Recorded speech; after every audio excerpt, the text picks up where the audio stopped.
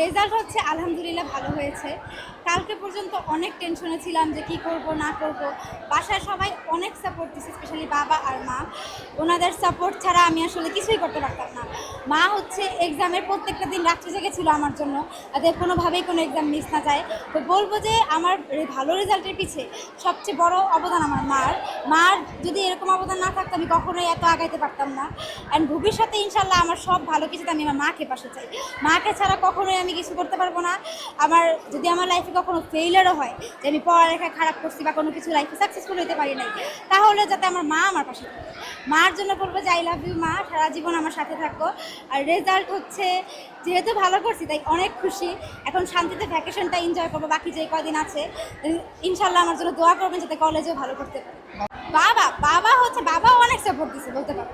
বাবা গতকালকে আমাকে বলছে যে যদি আমি পাশ করি তাইলেই চলবে। মানে বাবা আমাকে একদম মেন্টালি পুরো সাপোর্ট দিচ্ছে, আমি কোনোভাবেই খারাপ না করি।